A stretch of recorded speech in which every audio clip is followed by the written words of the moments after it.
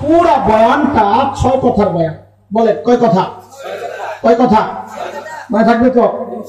সাহাবীদেরকে নিয়ে 3 কথা, আর আমার মতো জাহেল যারা তাদেরকে নিয়ে 3 কথা। মোট কয় কথা? সাহাবীদেরকে নিয়ে কয় কথা? এই 3 কথার সাথে একটা উদাহরণ দিব, আর আমার মতো জাহেলদেরকে নিয়ে যে 3 কথা, এই 3 কথার সাথে একটা উদাহরণ দিব, বাস বয়ান শেষ। আবার বলেন, সাহাবীদেরকে নিয়ে কয় কথা? আমি যা বলবো আমার সাথে হুবহু তাই বলবেন, জবাব দিয়েন না, আমার সাথে উচ্চারণ করবেন। আমি যা বলি তাই বলেন। বলেন, ওরা ছিল কি? সবাই বলেন, অবাক হওয়ার মতো একটা ভাব নিয়ে বলেন, হইল কি? আবার আবার, ওরা ছিল কি? হইল কি? মাঝখানে ঢুকলো কি?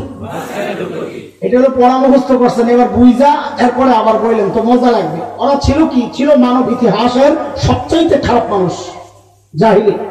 বলে ওরা সবচেয়ে খারাপ মানুষ, এই কথার প্রমাণ কি? কারণ ওদেরকে ঠিক করার জন্য আল্লাহ সর্বশ্রেষ্ঠ ডাক্তার পাঠাইছে। বুঝা গেল, রোগীও বড়, ডাক্তার যেহেতু বড়। মনে আছে তো আগের কথা? তো বলেন, ওরা ছিল কি? জবাব দেন এবার। সবচাইতে খারাপ মানুষ। হইল কি? সবচেয়ে সুবহানাল্লাহ, সবচেয়ে খারাপ মানুষগুলো সবচেয়ে ভালো মানুষ হয়ে গেল। কিরে ভাই, কিসের ছোঁয়ায় মাঝখানে কি ঢুকছে? মাঝখানে ঢুকছে কোরআন। মাঝখানে ঢুকছে, বলেন বলেন, মাঝখানে ঢুকছে। এইবার পুরোটা বলেন তো মজা লাগবে। বলেন, ওরা ছিল কি? হইল কি? মাঝখানে বলেন, ঢুকলো কি? বলেন আবার বলেন। 1 নম্বর,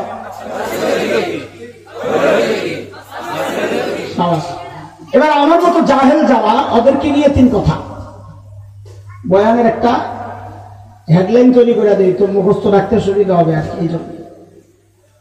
দেখেন, সাহাবায়ে কেরাম যে কোরআন ধইরা সর্বশ্রেষ্ঠ মানুষ হয়ে গেছে, আরে আমরা সেই কোরআনকে ছাড়লাম। সাহাবায়ে কেরাম যে জাহালতকে ছাড়লে, আমরা সেই জাহালতকে আঁকড়ে ধরলাম। এবার বলেন তো, এটা আমাদের জন্য আফসোসের কথা না গর্বের কথা? যদি আফসোসের কথাই হয়, তাইলে এবার বলেন, ধরলাম কি? একটা আফসোসের মতো ভাব নিয়েই বলে, ছাড়লাম কি? আবার ধরলাম কি? ছাড়লাম কি? হাত উঠান, এরকম হাত উঠান। হুজুর হাত উঠেছে, কপালে একটা জোরে বাড়ি মারবেন আর বলবেন, আরে করলাম কি? মিঠা মিঠা আহারে চলবো না, কলিজা পোড়া গন্ধবাই হইতে হইব। আফসোসের আফসোসের বলে, ধরলাম কি? ছাড়লাম কি? আহারে করলাম কি? কয় কথা হইল? সাহাবীদেরকে নিয়ে কয় কথা, আমাদেরকে নিয়ে কয় কথা। আবার শোনায় ফেলে, ওরা ছিল কি? মাঝখানে আমরা ধরলাম কি? ছাড়লাম কি? আরে করলাম। মনে থাকবে তো ইনশাআল্লাহ? আমার সামনে যেগুলো বসছে, খাস করে যদি সময় মতো আমি জিজ্ঞেস করবো পড়া, আমার অভ্যাস কিন্তু খারাপ। আমি আগা গোড়া পড়া মুখস্থ করাই, তারপরে ছাড়ি।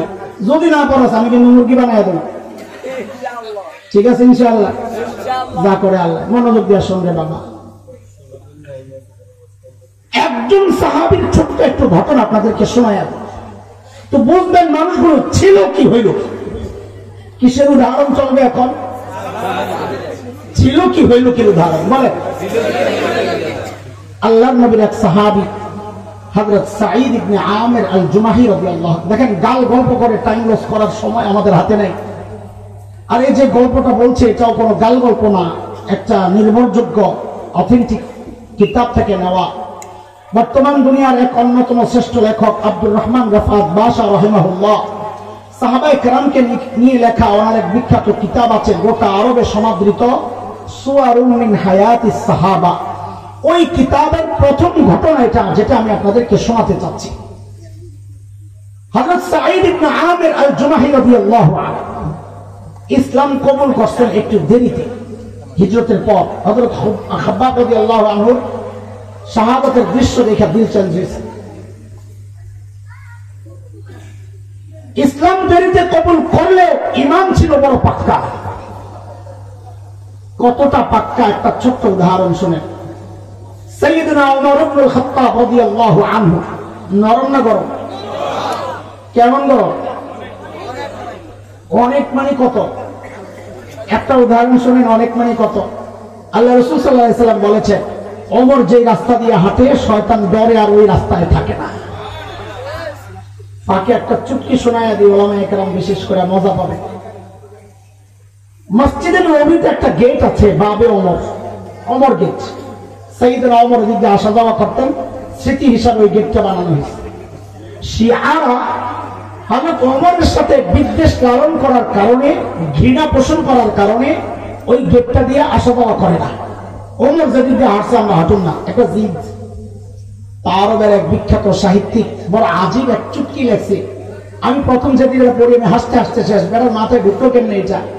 লেখছে কি, ওমর আল্লাহ আপনার উপর রহম করেন, আপনি যখন জীবিত ছিলেন আপনি যেই রাস্তায় চলতেন শয়তান ওই রাস্তায় চলতো না, আজকে আপনি মারা গেছেন এখনো শয়তানের দোসররা ওই রাস্তা দিয়ে হাঁটে না।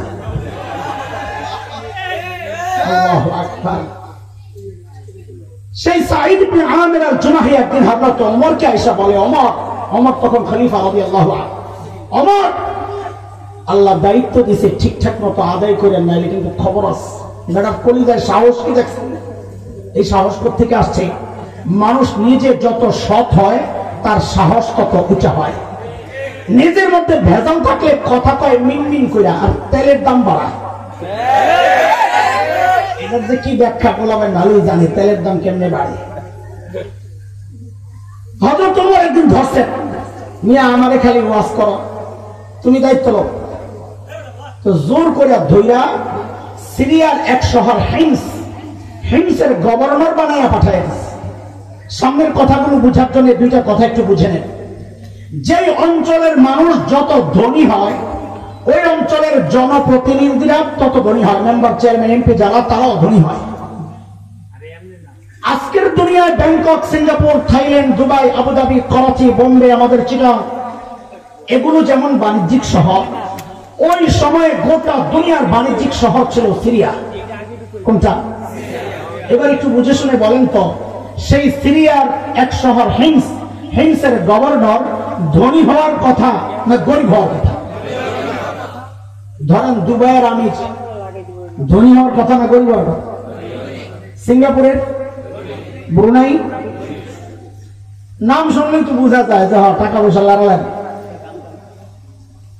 দেখেন মানুষগুলো ছিল কি হইল কি বুঝাইতেছে। হিমস থেকে জামাত আসছে হযরত ওমরের সাথে সাক্ষাৎ করার জন্য। হযরত ওমর তাদের সাথে কথাবার্তা বলার পর বললেন, তোমরা একটা কাজ করো, হিমসের গরিবদের একটা লিস্ট দাও যেন আমি বাইতুল মাল থেকে ওদের জন্য কিছু বরাদ্দ দিয়ে দিতে পারি। হিমসের লোকেরা সুযোগ পাইছে, আমরা মাদ্রাসাওয়ালা, আমাদেরকে যদি কেউ বলে হুজুর আপনার মাদ্রাসার গরিব ছাত্রকে একটা লিস্ট দেন, আরে আল্লাহ লিস্ট হবে তো পাইছি সুযোগ। তো হিমসের মানুষও একটা বড় লিস্ট করে সাইয়েদনা ওমরের কাছে পেশ করছে, ফুকারা ও হিমসের গরিবদের লিস্ট। আল্লাহু আকবার। সাইয়েদনা ওমর লিস্টের দিকে তাকায় আছেন তো আছেনই, আছেন তো আছেনই। কেন ওমর অবাক হয়ে তাকায় আছেন কেন জানেন? হযরত ওমর দেখেন যে ওই লিস্টের শুরুর দিকেই হিমসের গভর্নর সাঈদ ইবনে আমির আল-জুমাহির নাম। মানুষগুলো ছিল কি হইল কি? কাদের কথা শোনাচ্ছি? যারা একটা পয়সার জন্য মানুষ খুন করে। মনে আছে তো কথা? সাইয়েদনা ওমর জানতে চাইলেন, আমি এরকম ফাঁকে এরকম কি ব্যাপার, তোমাদের আমির বুঝি গরিব মানুষ? হিমসের লোকেরা জবাব দিলেন, বেলা আমি অরুণা আফরুনা, আমাদের আমির শুধু গরিব না, হিমসের মধ্যে সবচাইতে গরিব। হযরত ওমর এতটা খুশি হয়েছে, সাথে সাথে 1000 স্বর্ণ মুদ্রা, কত বুঝেননি? 1000 স্বর্ণ মুদ্রা। এক স্বর্ণ মুদ্রা মানে এক দিনার বরাবর 3.5 ভরি বা 4.5 ভরি সমান, প্রায় কাছাকাছি স্বর্ণ এক দিনার। তাহলে 1000 দিনার মানে কত? 3500 ভরি বা 4500 ভরি সমান। কম না বেশি? কথা বলেন, কম বলে সুবহানাল্লাহ। আমরা একটা দিলে এটা খুশি কয় কম। কত কত? আচ্ছা, সাইয়েদনা ওমর একটা কাগজ দেখছেন, হাযিহি হাদিয়া মিন আমিরুল মুমিনিন ওমর ইবনুল খাত্তাব ইলা আমির হিমস। এটা ওমর ইবনুল খাত্তাবের পক্ষ থেকে হিমসের গভর্নরের জন্য হাদিয়া। কি কি বলেন না কি? দূত যখন এই হাদিয়া নিয়া হযরত সাঈদের কাছে পৌঁছে, হযরত সাঈদকে যখন এই প্যাকেট পেশ করছে, সাইয়্যিদনা সাঈদ ইবনে আমির আল জুমাহি প্যাকেট খুলেই যখন দেখলেন এই বিশাল অঙ্কের হাদিয়া তার জন্য, তিনি সাথে সাথে প্যাকেটটা ছুঁড়ে মেরে চিৎকার দিয়ে বলে উঠলেন, ইন্না লিল্লাহি ওয়া ইন্না ইলাইহি রাজিউন। কি পড়ছে? হাদিয়া পাইলে ইন্না লিল্লাহ পড়ার কথা না আলহামদুলিল্লাহ। আপনারা কি বলতেন? আস্তে কইতেছেন। আচ্ছা আমারটাই শোনেন ভাই, আমি তো আলহামদুলিল্লাহই পড়তাম। তাহলে আলহামদুলিল্লাহ না, আমি যে পাবলিক পোটলাটা লইয়া ভিতরে যায় সাইডটা লাভ দিলাম বলে খুশিতে। সুবহানাল্লাহ। আল্লাহর নবীর সাহাবী কি পড়তেছেন? কথা বলে না, কথা বলে না। আরে এমন ভাবে ইন্না লিল্লাহ পড়ছে, বিবি তো ভেতর থেকে দৌড়ায় গেছে। আল্লাহর মদিনা থেকে দূত আসছে, না জানি কোন দুঃসংবাদ নিয়ে এসে আল্লাহই জানে। সাথে সাথে জানতে চাইলেন, আকুতিলা ওমর ইবনুল খাত্তাব, কি ব্যাপার সাইয়্যিদনা ওমর কি শহীদ হয়ে গেলেন নাকি? এইভাবে ইন্না লিল্লাহ কেন পড়লেন? হযরত সাঈদ জবাব দেন যে না না, ওমর শহীদ হয় নাই, বরং ঘটনা তার চেয়ে আরো মারাত্মক। ঘটনা আরো, ওমরের শাহাদাতের চেয়েও বলে ঘটনা আরো মারাত্মক। বউ আবার জানতে চাইলেন, কুতিলাল মুসলিমুনা ফি মারিকা, তাইলে কি কোন যুদ্ধে মুসলমান ব্যাপকভাবে শহীদ হয়ে গেল কিনা? হযরত সাঈদ জবাব দেন না না না, ঘটনা তাও না, বরং তার চেয়েও মারাত্মক। বউর কলিজা এবার নাই লগে, কার তাড়াতাড়ি কোন শুকায় শেষ হয়ে যেতেছে। কেন এইভাবে ইন্না লিল্লাহ পড়লেন? ও দোস্ত, জবাবটা শোনেন, জবাবটা শোনেন। কিয়ামত পর্যন্ত উম্মতে মুসলিমার জন্য এই ছোট্ট জবাবটা, এটা একটা শিক্ষার জন্য বড় উপলক্ষ হয়ে গেছে। খোরাক খোরাক শোনায় লিখে রাখার মতো কথা। হযরত সাঈদ বলতেছেন, উদখিলাত আলাইয়া দুনিয়া লিইহলাকি আখিরাতি, আমার ঘরে দুনিয়া ঢুকায় দেওয়া হয়েছে আমার আখিরাতকে বরবাদ করার জন্য। কাদের কথা শোনাচ্ছি? এক পয়সার জন্য যারা মানুষ খুন করত, ওরা ছিল কি হইল কি? সাথে সাথে বিবিকে বললেন, আমি চাই মদিনার দূত আমার ঘরে থাকতে থাকতে এই 1000 স্বর্ণ মুদ্রা তুমি হিমসের গরিবদের মধ্যে বিলায়া দিবা। কি বুঝলেন? কি বুঝলেন? দ্বীনি শিক্ষায় যারা শিক্ষিত হয়, নিজের জন্য বরাদ্দের টাকাটা জনগণকে বিলায়া দেয়। আর অন্য যারা আছে, জনগণের বরাদ্দের টাকা মারিং করে বিদেশে যায়, বেগম পাড়ায় বাড়ি বানায়। কথা কোন ঠিক কিনা?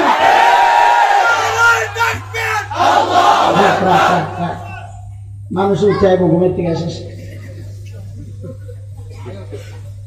যেই না বললেন আমি চাই মদিনার দুধ থাকতে থাকতে সব দিয়ে দিবা। বউ তো আবার হাসান জামিলের বউ না। কার বউ? সাহাবীর বউ। বলেন কার বউ? পোলাবাইন ফাঁকি দিয়ে একটা কথা কয়ে এলেন, তো উপকার হইব। একটা ফ্রি সার্ভিস দিচ্ছি, একটা ফ্রি সার্ভিস পরামর্শ। যারা এখন বিয়ে শাদী করো নাই, একটা মূল নীতি জাইনা রাখো, তুমি নিজে 2 নাম্বার বউ তালাশ করবা, রাবেয়া বসিয়া জিন্দিগিতে কাজ হবে না। শব্দ একটা বাক্য মনে রাখো, আমার সাথে সাথে বলো, জেসকার লগে তেসকা। আবার কর, বল বল বল, মুখস্থ কর, মুখস্থ। এটা তো আমার কথা না, এটা কোরআনের কথা।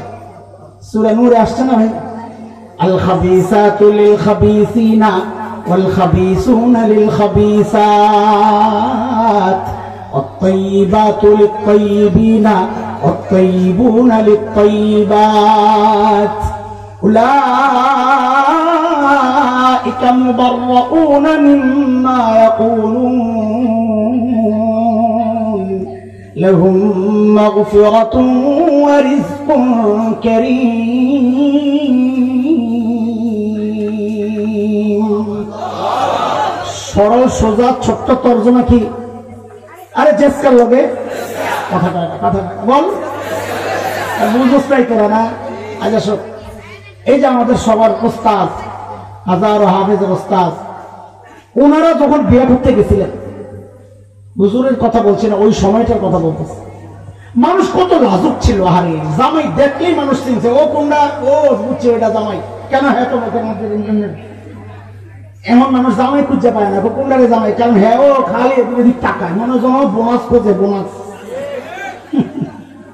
পোলাবেন তো বুঝবো না, ঢাকার মধ্যে চলে দিতেছে। পাটনা পোলাবেন হাসে, তুমি আমাদের ব্যাক মনে করছো, আমরা বুঝি না। মার বোনকে নিয়ে গেছে বউ দেখতে, যায় তো বউর দিকে তাকায় না, জামাই নিচের দিকে তাকায় দিয়েছে, মার বোনের দিকে মাঝে মাঝে তাকায়, যেই দেখছে হেরা আরেক দিকে তাকাইছে, এই ভাগে একটু দেখতে আবার নিচের দিকে চাই না। ঠিক নেই। প্রশ্ন করছে, প্রশ্ন একটা সূরা শোনাও, নামাজ পড়ে হুজুরে ভাইয়া, অথচ জবাব দিতে পারে না, কাঁপতে কাঁপতে শেষ, গাম বাড়িতেছে চারিদিক দিয়ে। এই জোহরের ফরজ কয় রাকাত? চুপ করে তো কয় ওজুর ফরজ কয় রাখো, এতক্ষণ লাভ দিয়ে বসছে, এতক্ষণ একটা কমন প্রশ্ন বসছে, কয় 12টা। তারা মনে করছেন বানায় বানায় করতেছি, আর আমার নিজেরা প্রস্তাব বলছেন এই কথা। কয়েক জায়গায় বিয়ে করতে যাবো, সিদ্ধান্ত নিছি ওখানেই বিয়ে করবো, কারণ মেয়েটা খুব লাজুক, লাজুকতা মেয়েদের সৌন্দর্য। এখন তো খালি স্মার্ট খোঁজে, স্মার্ট, আর কদিন পরে খালি আমার কাছে তাবিজের লেগে আহে, কিরে হুজুর বউ খালি জুতা লয়, তো স্মার্টের কাম হইতো এটা, কথা ঠিক কিনা? তো হুজুর চিন্তা করছে বিয়ে ওখানেই করবে, লাজুক।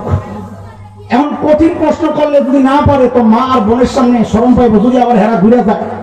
তো হুজুর মনে মনে সিদ্ধান্ত নিছে একদম সহজ প্রশ্ন। তো যা জিজ্ঞেস করছে এই ফজরের নামাজ কয় রাকাত? মনে করছে অন্য নামাজ তো পেছ লাগে, সুন্নত সহ না সারা, নফল সহ না সারা, বিতির সহ না সারা, ফজরে কোনো পেছ পুছ নাই। তো যে জিজ্ঞেস করছে ফজরের নামাজ কয় রাকাত, বউ বলে কয় 12 রাকাত। হুজুর তো ডরে শেষ, আল্লাহ আমার বিয়ে ভাঙছে। মা হাসতেছে, কয় বাজান ফাইনাল, এটা যেই লাজুকের লাজুক, এটাই আমার দরকার। বিয়ের পরে বলে হুজুর জিজ্ঞেস করছে, আচ্ছা আচ্ছা কত দেখি হিসাবটা দাও, তুমি 12 রাকাত কি হিসাবে কইছো?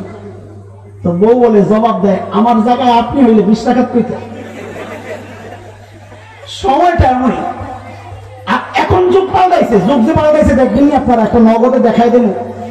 আগে হারিকেনের কপি জ্বালাইছেন, আলো ছিল কোন দিকে, নিচে না উপরে, আর এখন লাইট জ্বালাইছেন আলো কোন দিকে, যুগ পাল্টাইছে না। এখন ছেলে পেলেরা বউ দেখতে যায়, কি জিজ্ঞেস করে জানেন? এই যে বিশ্বকাপ চলাকালীন বউ দেখতে গেছে, যায় বলে জিজ্ঞেস করছে, হে গো কোন দলের সাপোর্ট করে, গান কোনটা ফেভারিট, নায়ক নায়িকা কারে পছন্দ করো।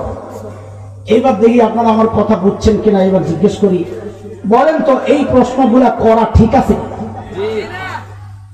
তাহলে আমার কথা এতক্ষণ যা বুঝাইছি আপনারা বুঝেন নাই। আরে ঠিক আছে, এই প্রশ্ন করা কেন ঠিক আছে? অপ্রশ্ন করে জেনে নিক, ওই যে একটা খবিস, ওর লগেরটাও খবিস করে কিনা, এটা হলো জাসকার লগের তেসকা। এতক্ষণে বুঝছিস আমাদের আদায়ের কথায় লাগাই দিচ্ছিস। আল্লাহ তোদের সবার জন্য নেককার বিবি কবুল করে। সবচেয়ে জোরে হয়েছে এবারে আমিন দেয়, আল্লাহ আল্লাহ কবুল করে। ঠিক আছে, তাও তো ভালো কথা, আমিন কইছিস। হায় আল্লাহ, ওই যে বলতেছিলাম বিবি কার বিবি? আহা, সাহাবীর বিবি, বলেন না? আল্লাহ যার সাথে যেমন মিলাইছেন, বউ আল্লাহ নিয়ে যেই না বলছে আমি চাই সব দিয়ে দাও, বউকে এটার লেগে এইভাবে কওয়া লাগে, আমি এখনই সব দিয়ে দিতেছি। দূত এই সমস্ত কারবার দেখে কয়, হায় রে আল্লাহ, কই আসলাম, এরা মানুষ না ফেরেশতা। দ্রুত ফেরত গেছেন মদিনায়। সাইয়েদনা ওমরের কাছে যখন সব ঘটনা শোনাইছেন, আহারে হযরত ওমর শুইনা এতটা খুশি হইছেন, এতটা খুশি হইছেন, সাথে সাথে বললেন, এই কাফেলা রেডি কর, আমার সাইদকে দেখতে যাব। বিষয়টা তখন এত সহজ ছিল না। আজকের দুনিয়া না, মোবাইলে ফোন দিছে, ট্রাভেলসে একটা টিকিট পাঠায় দেয় দোস্ত, মোবাইলে পাঠাই দিছে, এয়ারপোর্ট যায় দেখাইছেন, বোর্ডিং পাস দিয়া দিছে, উঠে গেছেন।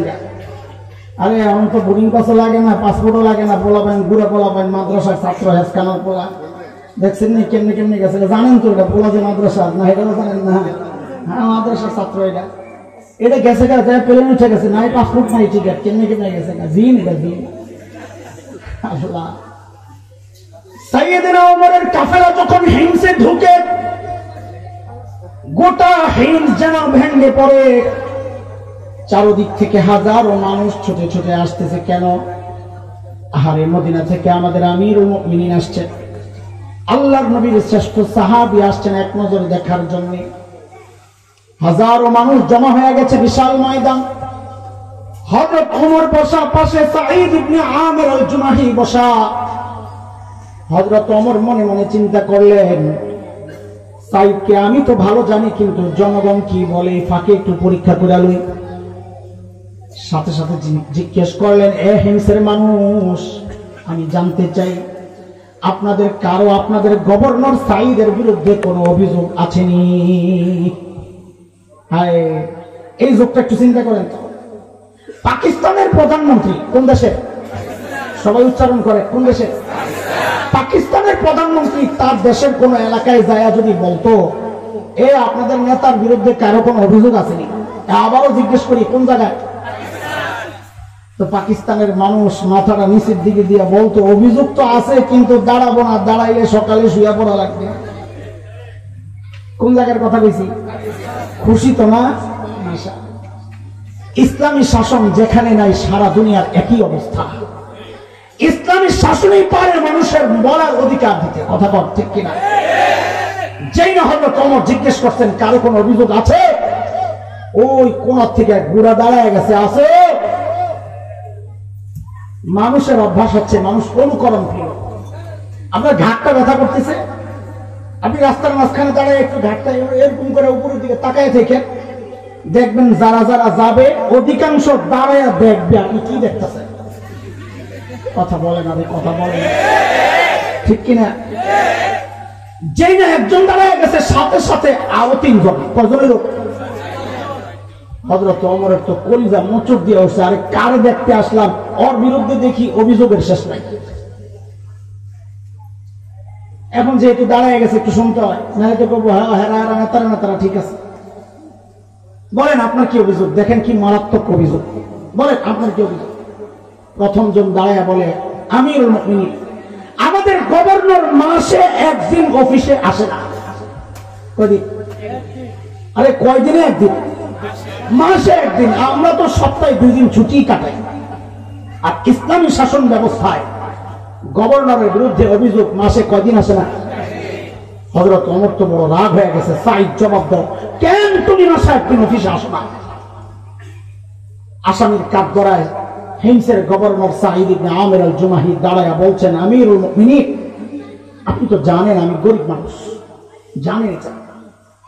এই যে আমার গায়ে 2 টুকরা কাপড় দেখতেছেন, একটা লুঙ্গির মতো করে পরা, আরেকটা চাদরের মতো করে জড়ানো। আমিরুল মুমিনিন, আমার না এই 2 টুকরা কাপড় ছাড়া আর কোনো কাপড় নাই। বলে মাসে একদিন অফিসে কেন আসো না? বলে 1 মাস পড়তে পড়তে কাপড়গুলো দুর্গন্ধ হয়ে যায়, ময়লা হয়ে যায়, নিজেরও কষ্ট হয়, যারা আসে ওদেরও কষ্ট হয়।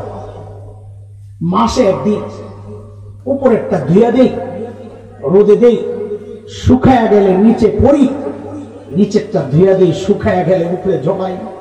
আমিরুল মুমিনিন, এই কাজটা করতে করতে আমার বেলা অনেক দূর চলে যায়। আসি না যে ঠিক না, আসি একটু দেরি হয়। উনি হয়তো আইসা আমারে না পায়া ভাবছেন আমি আসি নাই, আসি। হযরত ওমর তো বুঝছেন ঘটনা কোন দিকে মোড় দিচ্ছে, অভিযোগের ধরন বুঝে গেছে। তারপরও আরো জিজ্ঞেস তো করা দরকার। বলেন আপনার কি সমস্যা? 2 নম্বরের অভিযোগ ছিল আরো মারাত্মক। আমিরুল মুমিনিন, আমাদের গভর্নরের দিনে তো পাই, রাতে আর খুঁজে পাই না। কি চাকরি লইছে বেড়ায়, রাতেও সময় দেয়। হযরত ওমর তো রাগ হয়ে গেছেন। সাঈদ জবাব দাও, কেন তোমাকে রাতে পাওয়া যায় না? আল্লাহর নবীর সাহাবী জবাব দিচ্ছেন, আমিরুল মুমিনিন, কাসামতু হায়াতি বাইনা রাব্বি ওয়া বাইনা ইবাদি। আমিরুল মুমিনিন, জীবনটারে 2টা ভাগ করছি। এক ভাগ রাতটা মালিককে সময় দেই, আরেক ভাগ দিনটা মালিকের বান্দাদেরকে সময় দেই।